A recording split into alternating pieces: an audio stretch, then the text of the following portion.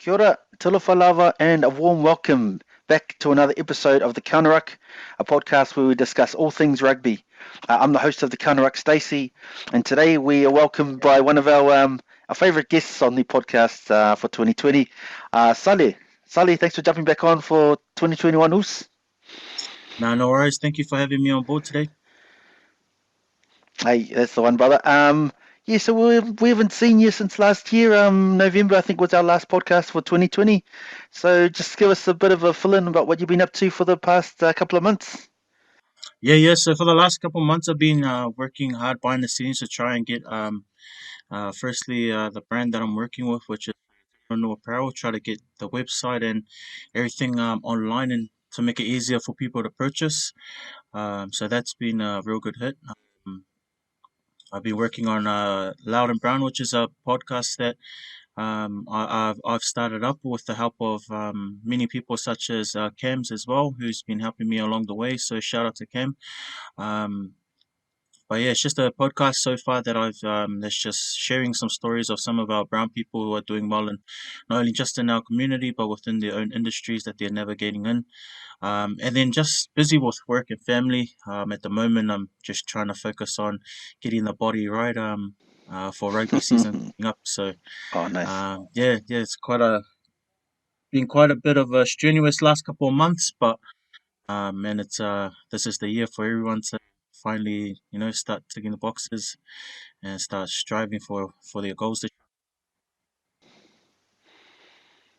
Nice there, brother. So that's good. We spoke to Rog last week with our first episode of the year, and he was a Mm. bit non-committal about lacing up the boots. So it's good to hear that you're going to be out there again. Papakura, are you still going to be running with him? Nah, not this year, not this year. So I'll be running with the Bombay team this year. So one of my good usos, Sam Mayuno, he kept for the Manu Samoa, and he was custodian for the Canis Manukau team as well.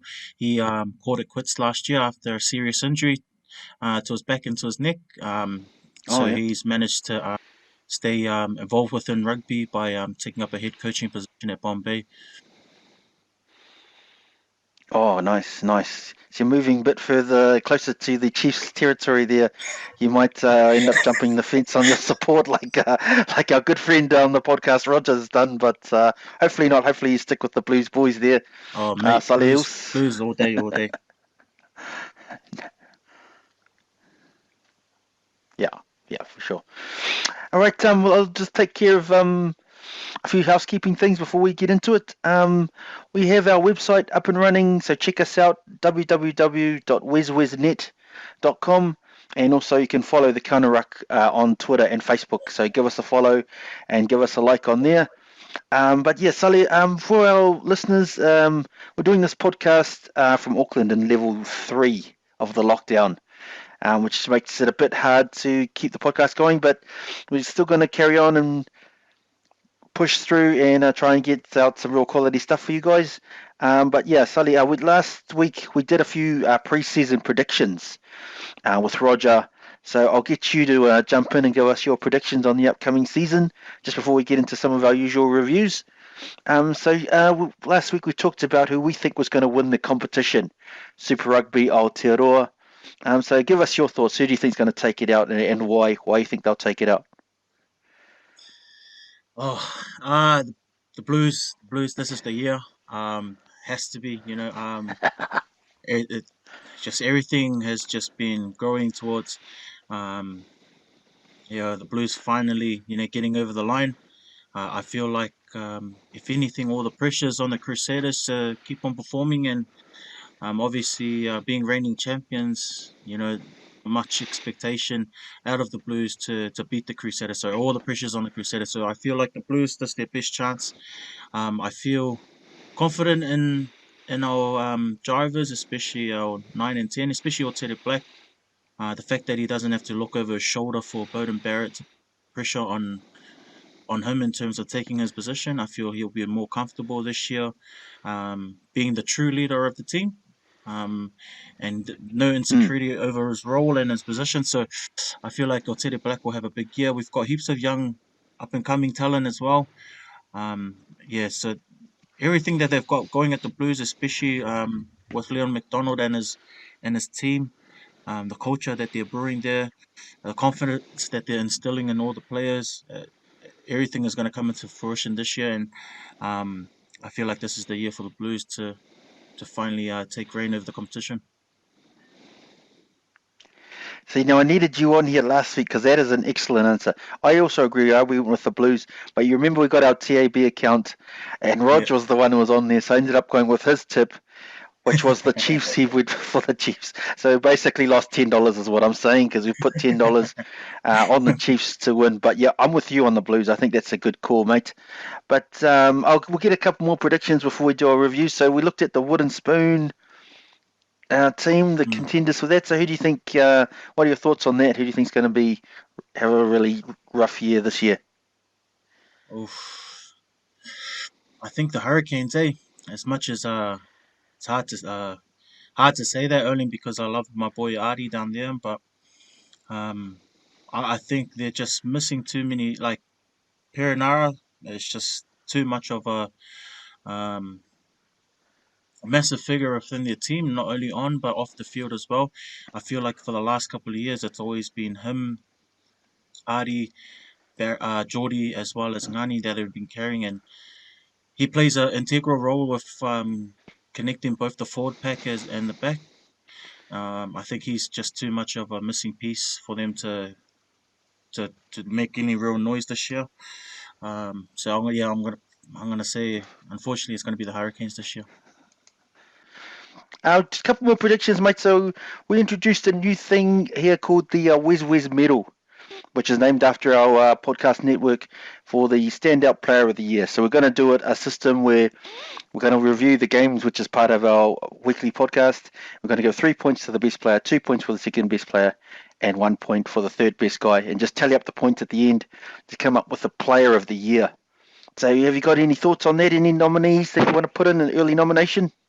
And I have included both the New Zealand and Australian conferences, seeing they're going to be run concurrently. Give the Australians a chance to win something. Oh, nice, nice. Probably some early runners. Oof. Mm, just probably from the week that's gone by. Probably Aotearoa Black would probably be one. If the success of the Blues will ride heavily on how well he goes, and I feel like he needs to have that kind of performance every week, week in, week out.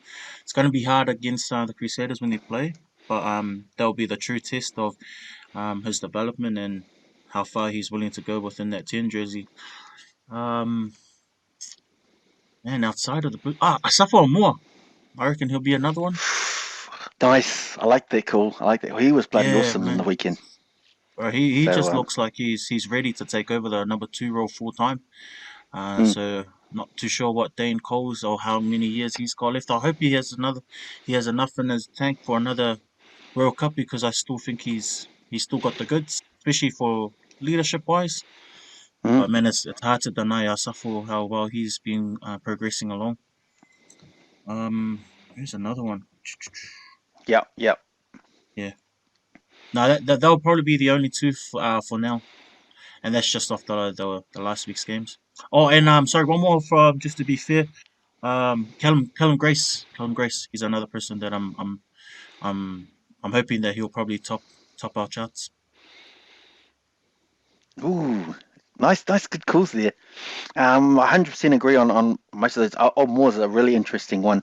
You know, he's served a long apprenticeship now, and feels like he's sort of getting to that point where he needs to be starting is for the next part of his development because he should be. You know, I think the next sort of 4 or 5 years he could really kick on and be one of the top elite hookers in world rugby. So, yeah, I agree with that, and I think it's good timing. Coles is sort of he's still on our top three hookers to be going to the World Cup in the All Blacks, but no, I think he's getting on a bit. So it's time to give some new guys a chance, and I think Moore seems the obvious guy in that role there. Um, right, one last prediction. We did our predictions last year with just an All Black bolter or Wallaby bolter, or just a rookie that you think might have a really good Super Rugby campaign, or just someone to keep an eye out for, someone that's not really a mainstream guy. So we did this category last year, and guys like Caleb Clark we talked about, who ended up bolting into the All Blacks. Hoskins Tutu, someone brought up he ended up bolting into the All Blacks. So just someone that you think, man, keep an eye out for this person. He could be something. Anyone come to mind on that side? Damn, that's a hard one. Yeah, putting you on the spot. No, that's okay. That's okay. Just going by office form at the end of last year, I would say Caleb Trask. He'll probably be the additional 10, 15 that they'll probably look, especially if Will Jordan. I know he's had some injuries, scares in the last couple of games, and I hope this is not the case, but it seems like he's starting to get real bad case of head injuries, which I hope doesn't derail his career. But Caleb Trask at the end of the last year, especially within the was it the Māori and the Moana Pacifica game, and he carved. So I hope, yeah, depending on how the Chiefs play with him and McKenzie, but I hope Caleb Trask does get starting time at 15, and I think he'll probably be a bolter at the end of the year. Yeah, that's an interesting one, because I know they signed Bryn Gatland there, so Hmm. you'd think he would have been potentially the first choice 10.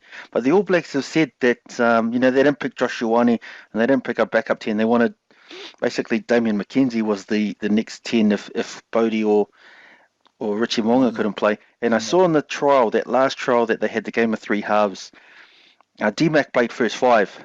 So I'm wondering if they're thinking similar to you, that maybe Trask has really come on and that could be their 10-15 combination. I like that pick on Trask, actually. That's a good shot. I didn't think of him as well, but yeah, good call on that one. All right, so yeah, we needed you on last week. These are some really good picks, better than we had for Rog. But all right, Thank you. yeah, we'll move on to our next phase, brother. We'll look into some reviews. So I'm not sure if you saw the two New Zealand games in particular I want to focus on, but the Highlanders played the Crusaders um, on was it Friday? Was it Saturday? Friday. Yep. Friday, I think it was. Yeah, and the Crusaders end up taking it out. I flipping had the score now. I've lost it. The Crusaders took it out, mate. But what did you think of that game? And what were your thoughts on that? Yeah. So I watched it briefly. I just caught the extended highlights. Um, Man, it's crazy. Like all these other teams are like trying to knock off the rust from the extended time without play. But man, the Crusaders just come in firing. Like just seems like they haven't like stopped, or seems like they're just carrying on from their form last year. And if anything, Yep. yeah, the first two set piece tries just shows it. Like um, what's his name?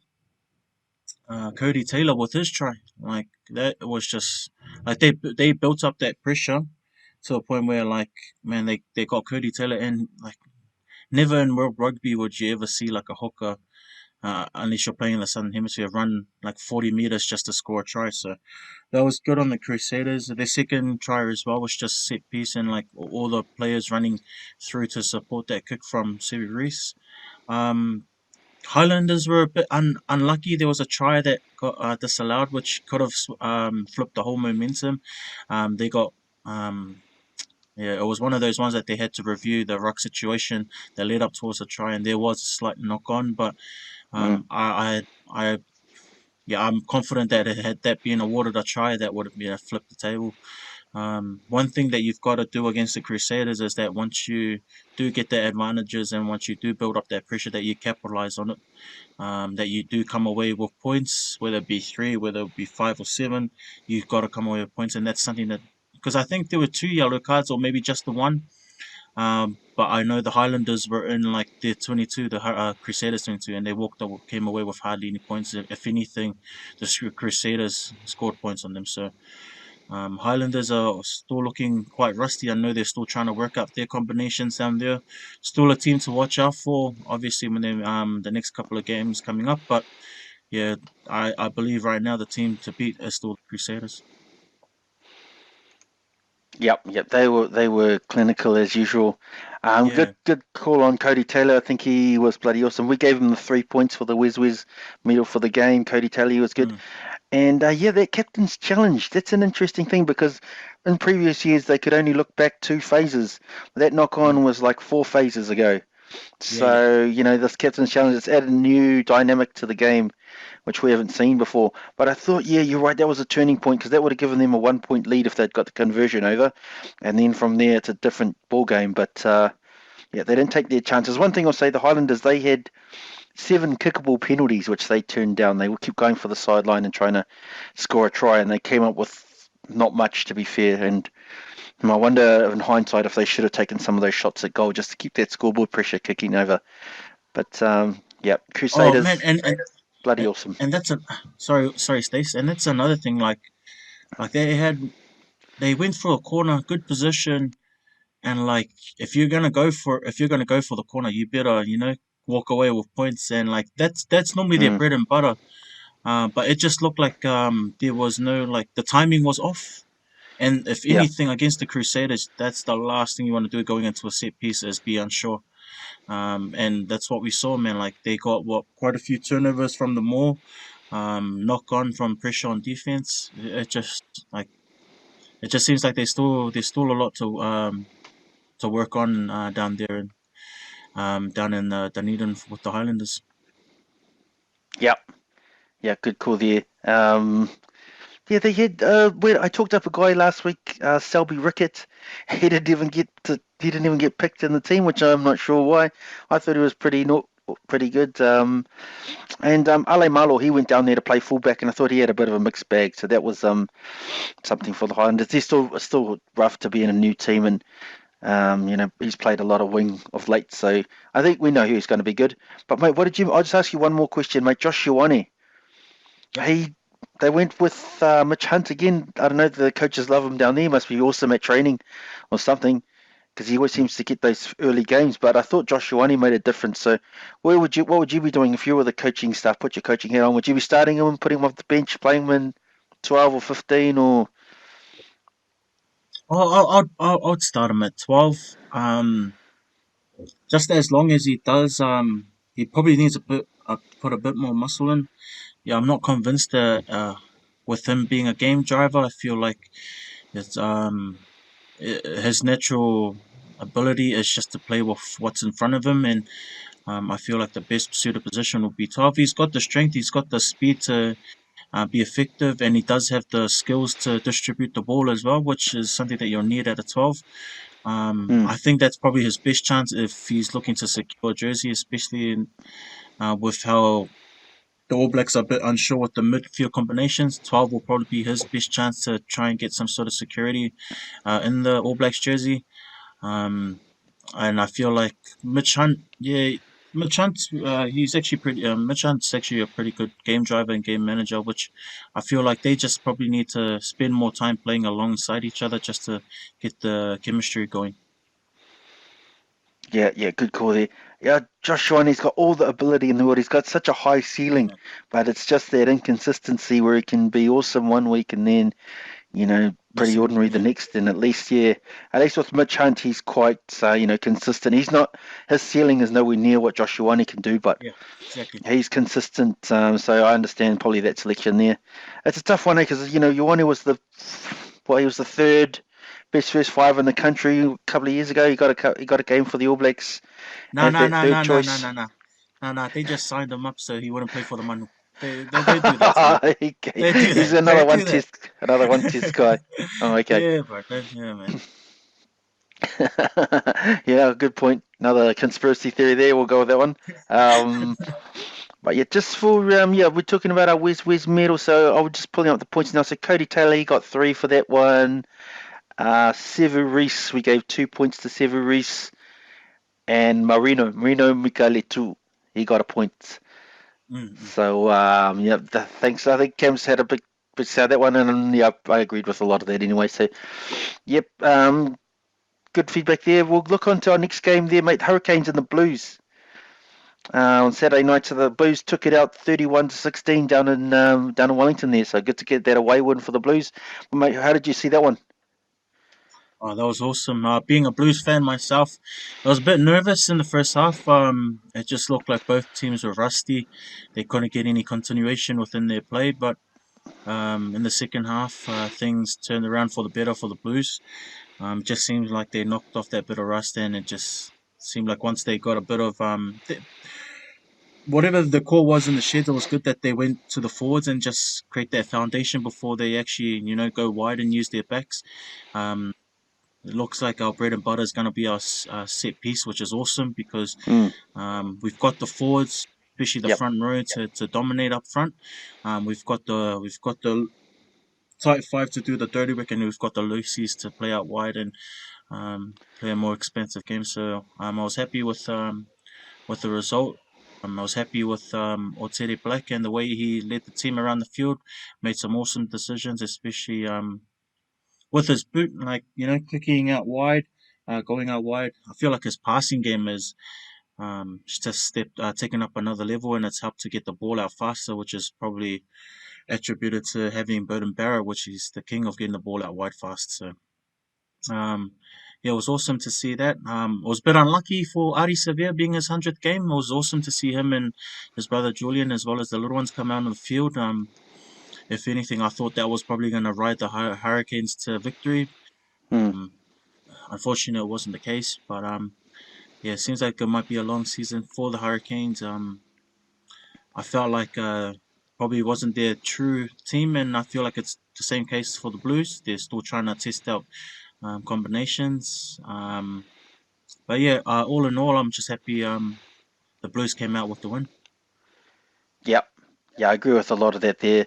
Um, you touched on Otiri Black. He was awesome, and the Blues need him to be good as well. And Akira, I thought he was bloody outstanding as well on the loose forward. So I was just happy as well to get a win. Wellington can be a tough place, but they got that 9-10. You talk about the game drivers. They got Tom Watini, who's a young guy, and Garden Mm. Bishop. I'm still not sold on him. He still needs a lot of work. So Oh yeah, um, Jonathan Tomatini, he's the man. He's one of my mates' little brother, and I was actually disappointed when the Blues didn't pick him up. I thought they should have picked him up instead of Christie, not knowing how good Christie was going to be. But I just feel like he's got a better distribution game. He's got a good kicking game, and then he's good on defense as well. So I hope nothing but the best for him, man. yeah, yeah. It's just he's this will be his sort of first real starting role at that level, and with Garden Bishop outside, it's going to could be a tough time when those are the guys driving the game. You got a young fella and a guy who hasn't convinced for a couple of years, so it could be a bit rough for the Hurricanes. I'll say.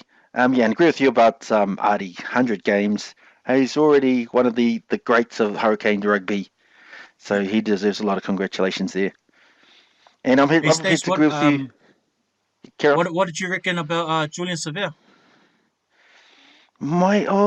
He didn't get much ball. I didn't think he was that good, but he looks fit anyway. On the outside looking Yeah, in, he looks like he's a guy who's come in and trained hard. Because they got Rayasi down there, who yeah. after the ITM Cup, I thought this guy should be starting, and with Ben Lam gone, and I think Julian just out trained him by the looks of it.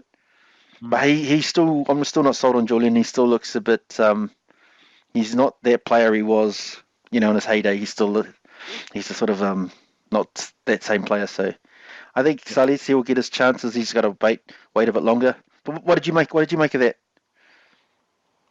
Oh, yeah. No, I'm bit of the same on the same boat as you. Like, game never really came out his way. The opportunities that he did get, he was pretty good. Like, carried it up strong.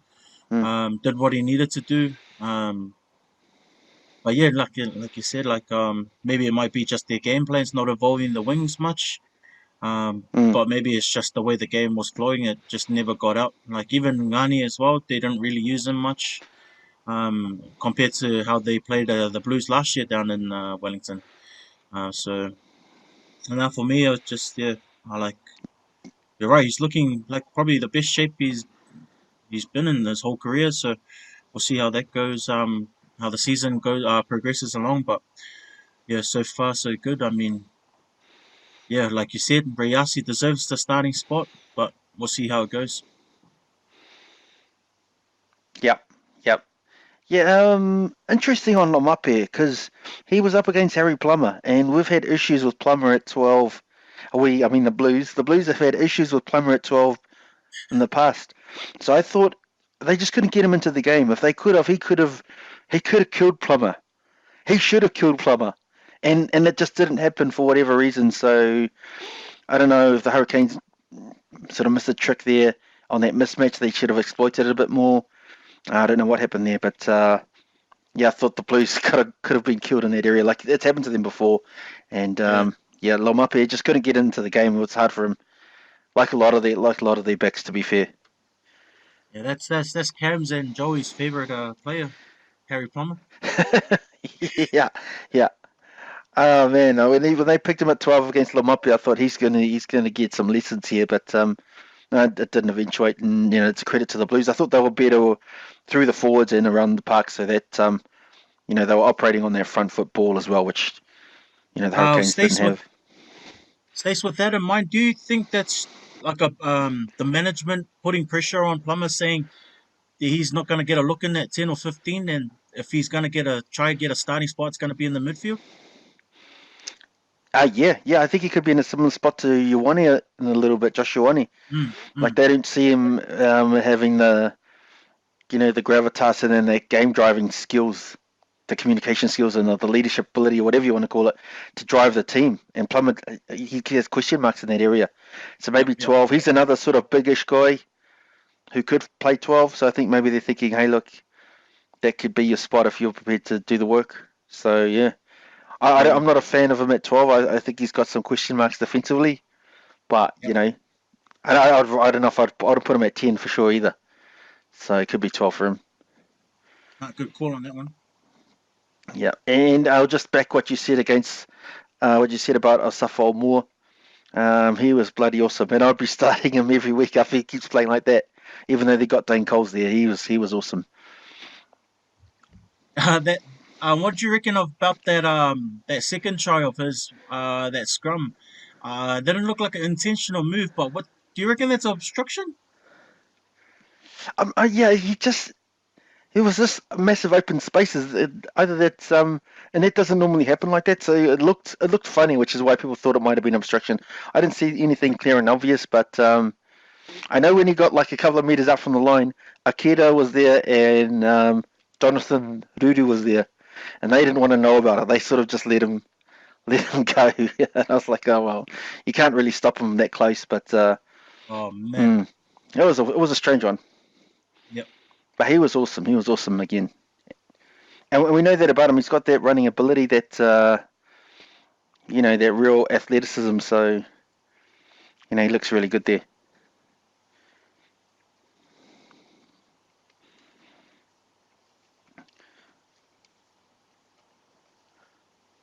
Right. I'm not sure we're having some issues, but I'm not sure, Sally, if you're still there, if you caught any of the Aussie games. So it's not something that we normally talk a lot about, but I'll just mention some scores.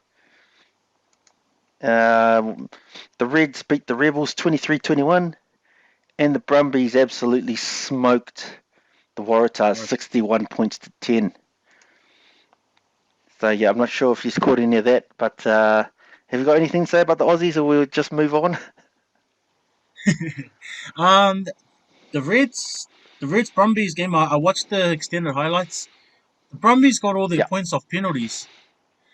Mm. I'm pretty sure, and the Reds won it.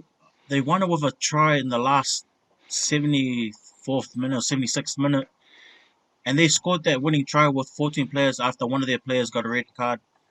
Um, Matt Samoa had the chance to win the game with like time up, and he missed the penalty. So I feel like that was probably a really good game. It was tightly contested. I'm still happy as to see what Ruben Thorne is doing at the Reds.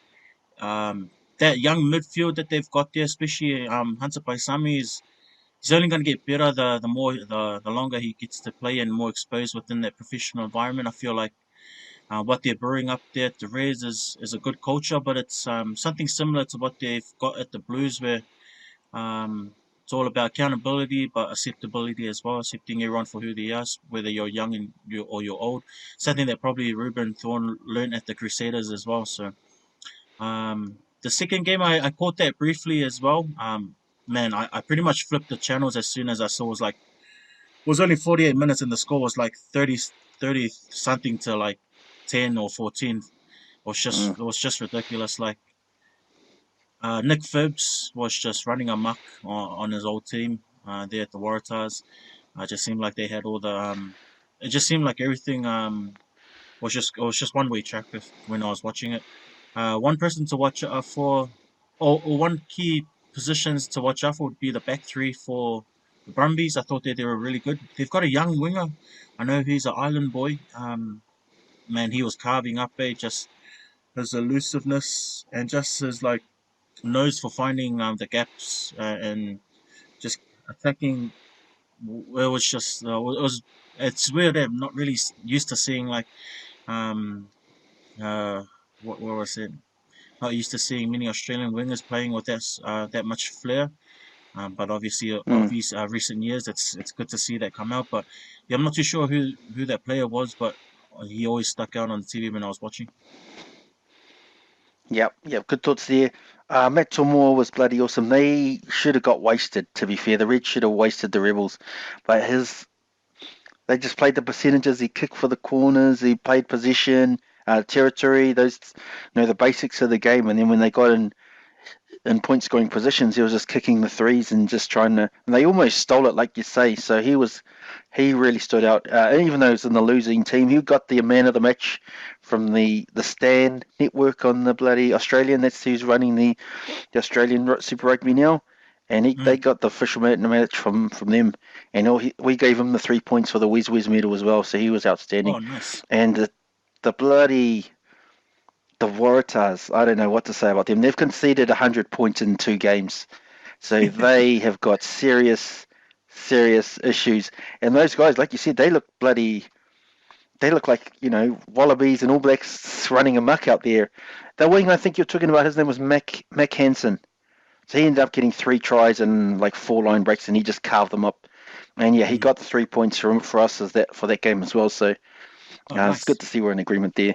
But the Aussie conference, just watching the Kiwi games and then the Aussie games, you can see, without being Difference, eh? disrespectful, that there is a little bit of I'll just say a different style. I don't want to say. No, I'll say that it's a step down. It It's, feels like a step down. no, it's not like being biased or anything. It's just it's just complete honesty. Like you can just definitely see the different levels of play. Like the skill set level Mm, is just massive difference. You've got forwards out here passing like long passing, quick passing, and then you've got forwards over there in Aussie who are just like don't even know how to spin the ball when they pass. And you know, yeah, I mm. feel like I can't wait for the conferences to have the Super Rugby comp between us and Aussie. Man, it's going to be interesting, and it'll be good to see how it all pans out. Because I don't know what it is, man. It just feels like whenever you play in Oz, man, like the refs say, they just have a way of just playing into that bias for the home team. But we'll see how that goes. Mm, yeah. Well, what I will say is it does look like there are two top teams over in Australia. It might be similar to what we got here now. There are really two better teams, which is the Brumbies and the Reds, and then there's Mm. sort of like a gap between to the next the next three. Yeah, yeah, yeah. Mm. And I wonder if we might have that in New Zealand with the Blues and the Crusaders. It's still early days for us. We only had one round, Yep. but yeah, they were the top two last year in the New Zealand conferences. And what I've seen so far, I wouldn't be surprised if the Blues and the Crusaders are up there again.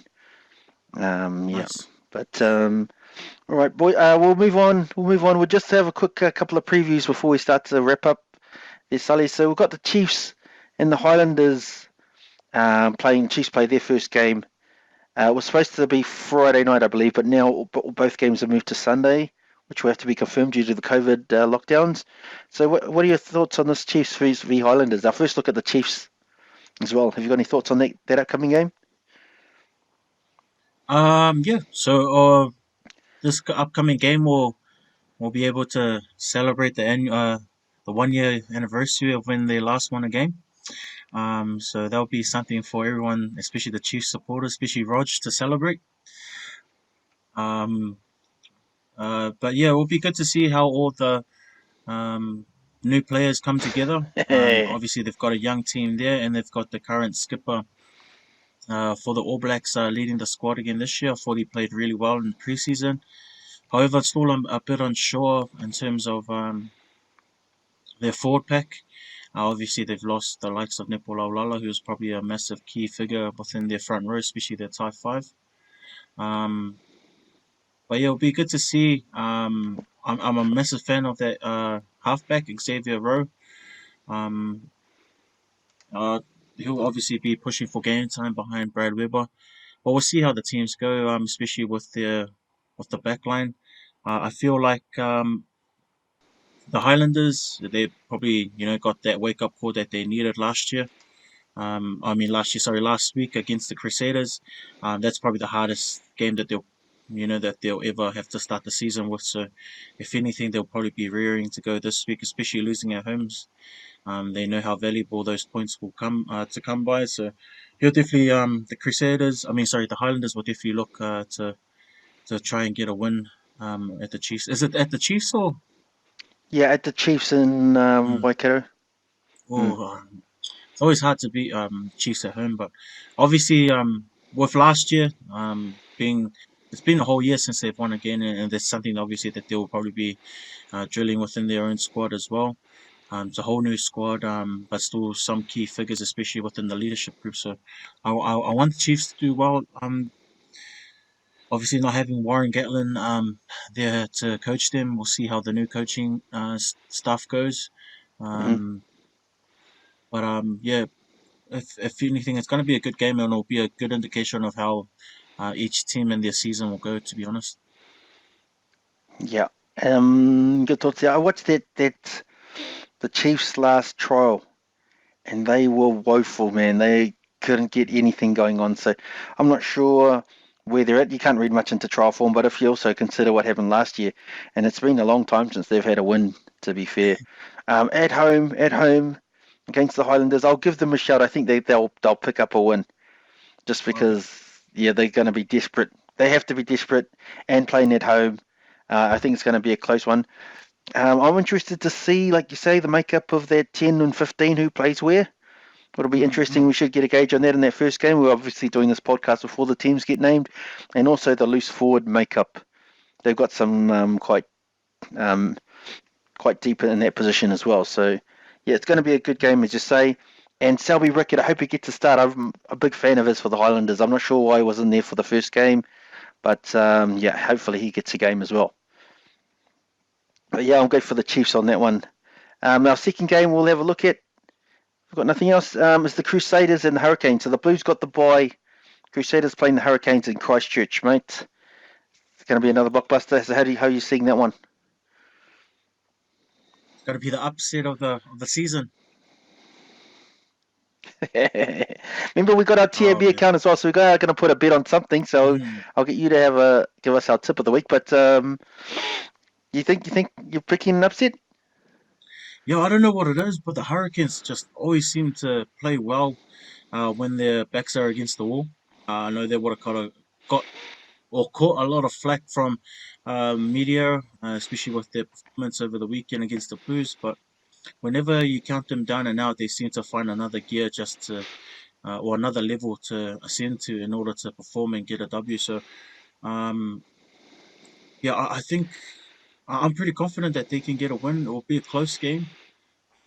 I don't think, yeah, I don't think the Crusaders will blow them out. I think it'll be just a game similar to last year where the Hurricanes just took more of the opportunities. I feel like, depending on the selections, I hope that they start Ngani and Peter Umanga Jensen together, and then we get to Mm, see mm. maybe Wes Husin and Salisi here up, and then Barrett at the back. Um, that would be me for the backs, and then the forwards. Um, yeah, I think they need to start Adi at 8 and then have Karifi start at 7. I'm not too sure why there was that late change up with him coming off the bench, but um, I don't know what it is with Vaifafita. It doesn't look like his head's in the game. He looks like he's still in shape, but it's just his performance and his confidence just seems like it's out the window. So I don't know what's happening there, Mm. but I feel like the Hurricanes. Oh well, that's just me as a Blues fan hoping for the best. But it just seems like whenever you count them out, they seem to find or muster up their strength in order to do better. Um, taking nothing away from the Crusaders. I know that they'll bring it week in, week out. But yeah, it just seems like the Hurricanes always seem to be their bogey team, especially playing at home. Yep. I know the Crusaders, they won something ridiculous like 35 games in a row Mm, in Christchurch, and it was the Hurricanes who ended up stopping that streak. So so they've shown that they are capable, but the Crusaders are a juggernaut. yeah, yeah. So yeah, I just saw that thing: Death, Taxes, and Crusaders. Those are the three guarantees, man. So yeah, I think the Crusaders look good, and I think I really like the looks of some of those backs that they've got there. Fainganuku and Severus, he was awesome in that game. So that their ability to manipulate and find space. But the backline that you mentioned for the Hurricanes is pretty decent as well. So that could be a really good matchup. See how they both go against each other. But I think it's going to be close, and I'm with you. So I picked the Crusaders sort of 1-12 on that one. Yep. All right, I'll give you guys a quick update on our middle, whiz middle. So we don't have an out and out winner yet, out and out leader, I'll say, but we do have seven guys on 3 points at the moment. So Filippo Dalgunu, Nick White, Cody Taylor, James O'Connor, Matt Tormore, Otere Black, and Mac Hansen all got a seven-way share of the lead. So still early days, obviously, but yeah, it's going to keep on interesting. We'll keep posting that up, and we'll put some stuff on our social media as well for you guys to follow through. But we're just about to finish up, Saleh, mate. But have you got, just for our TAB account, I forgot to get a tip from you, just of these games coming up, we'll put a cheeky 10 on. Have you got anything that Yep. you like the look of for a bit? Um, Chiefs. I picked the Chiefs to go over the Highlanders. I'll say, yeah, 13 and under. And then I'm gonna say Hurricanes. Um, yeah, I want to say Hurricanes to win. 12, 14, 13 and under as well. Oh, nice. Yeah, we'll put a $10 multi on that. I know, I don't actually know, but I know that the Crusaders will be raging hot favourites because they always are. So we could probably get some decent odds on that Canes one as well. So Yep. yeah, we could be in the money. I think we're up to. We had $117. We put $10 on the Chiefs based to win the competition, which was Roger's bet for last week. So we're still looking good. We'll put another $10 on your bet there, Sully. So Sweet. yeah, just for our listeners, we start off with $50. So these bets have really come through quite good for us, and it's these types of calls which have really done well for us. So all right, Sully, mate, we're just about to close up, brother. So I'll get some final thoughts from you, brother, just in closing before we wrap everything up. No, no, yep. So now I'm just excited to have footy back in our lives. I mean, it's been quite a long time. Feels like the season has come up real quick, but it's actually started off later this year. So Hmm. um, hopefully nothing. The Blues. I know they're still down in Wellington training, so which is good for them. They're still down in level two, but I hope moving forward that we hopefully get to go back down to level one, just so that we can all go out and watch the footy games at Eden Park. Um, but yeah, final closing statements for me. I'm just happy to have footy back uh, in our weekly lives, and yeah, just hope everyone's staying safe. Obviously, we're in level three here up in Auckland, but wherever you're tuning in from, yeah, just make sure you just take the extra precautions just to stay safe and keep your loved ones around you safe as well. So um, I know we're grateful down here in New Zealand to be blessed to still have these games running and have everyday lives, but it's still something that we need to take care of and be grateful for as well. So yeah, that's my final thoughts. Yeah, nice thoughts, brother. It's good to have you back on, man. Always sharing your knowledge there, Sully, with our listeners. Yeah, just I will say, good to have rugby back. I 100% agree with that. And with us being on level three, for everyone else who's listening out there, try to do your bit and whatever you're supposed to be doing, just do that. No, we don't need any more people, not doing what they're supposed to do, so we can get out of these lockdowns and hopefully get back to watching some games live, which would be good for everyone. But I Yeah, want to thank especially everyone. Yep. especially with Joey. Joey, even if you test positive, please don't go to the gym twice. Yeah, for sure. For sure. Yeah, do what you're supposed to be doing. Yeah, man, Sully, man, good to have you back on again, brother. It's Awesome, always awesome. got some awesome knowledge. And yep, for our listeners, we'll be back in every week, so keep tuning in and keep listening. Thanks, Cams, as well, for doing the fact checking for us. But that's us, and thanks for joining us for an episode of the Counter Ruck. Nice. Cheers, boys. Sweet, cheers.